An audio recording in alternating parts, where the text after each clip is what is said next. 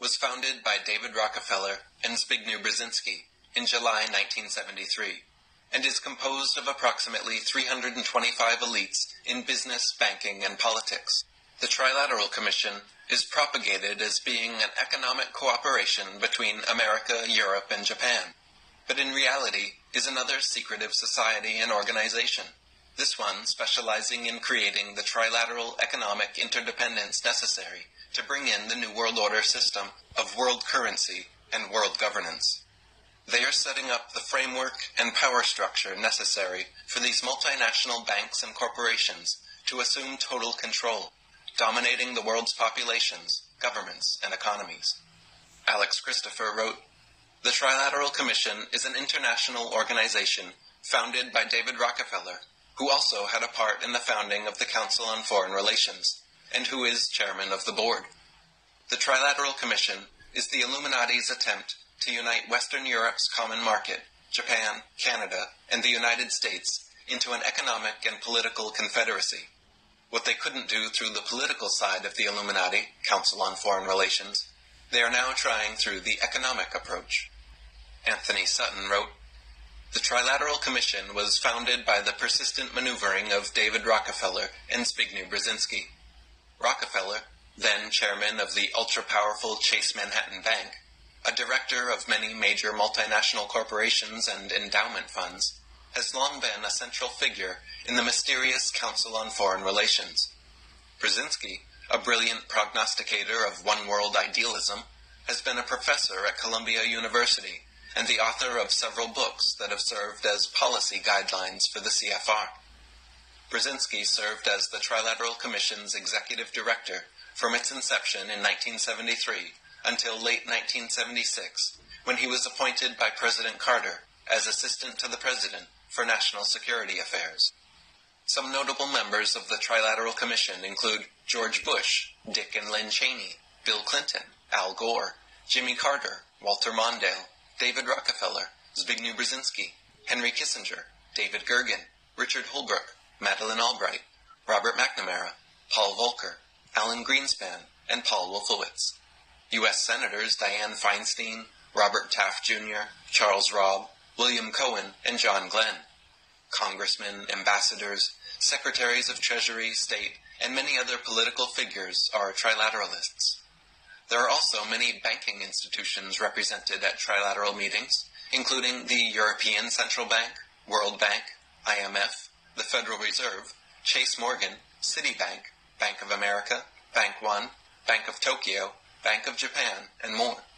Also, plenty of multinational corporate interests are represented, including Fuji Xerox, Goldman Sachs, AIG, ExxonMobil, Shell, Chevron, Texaco, Sony, Samsung, Comcast, Time Warner, Carlyle Group, Levi Strauss, Daikin, Sara Lee, GE, GM, Ford, Chrysler, Toyota, Mitsubishi, Johnson & Johnson, IBM, Boeing, and Citigroup.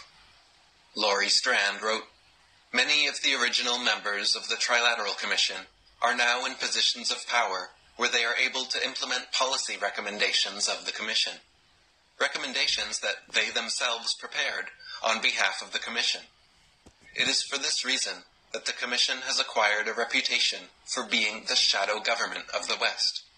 The Trilateral Commission's tentacles have reached so far in the political and economic sphere that it has been described by some as a cabal of powerful men out to control the world by creating a supranational community dominated by the multinational corporations."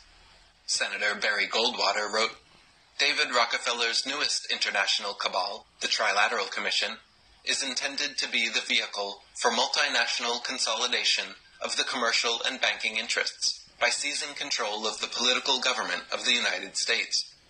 The Trilateral Commission represents a skillful, coordinated effort to seize control and consolidate the four centers of power: political, monetary, intellectual, and ecclesiastical. All this is to be done in the interest of creating a more peaceful, more productive world community.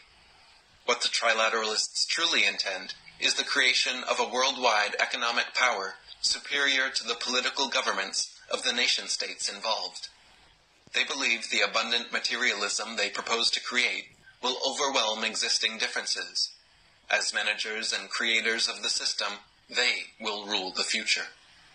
During the birth of the Trilateral Commission was the U.S. Carter administration, which was full of members.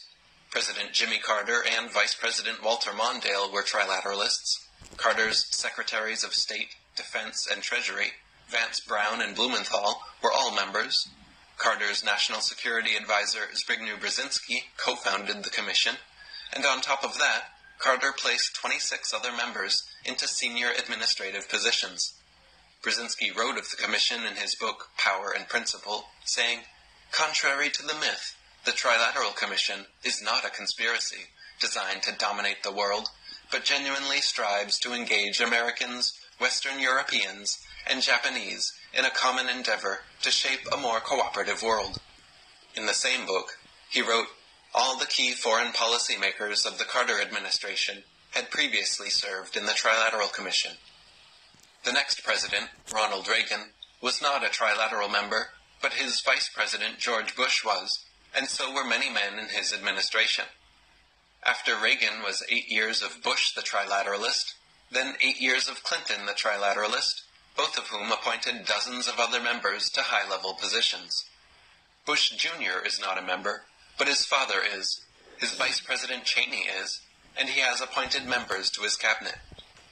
At a Trilateral Commission meeting in 1991, David Rockefeller actually said, "We are grateful to the Washington Post, the New York Times, Time Magazine, and other great publications whose directors have attended our meetings and respected their promises of discretion for almost 40 years.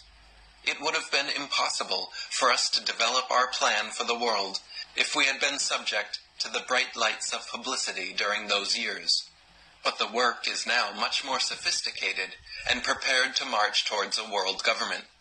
The supranational sovereignty of an intellectual elite and world bankers is surely preferable to the national auto-determination practiced in past centuries." Dr. Johann Koppel said, "The interests behind the Bush administration, such as the CFR, the Trilateral Commission, and the Bilderberg Group, have prepared for and are now moving to implement open world dictatorship within the next 5 years. In 1983, I warned of a takeover of world governments being orchestrated by these people. There was an obvious plan to subvert true democracies, and selected leaders were not being chosen based upon character, but upon their loyalty to an economic system run by elites and dedicated to preserving their power."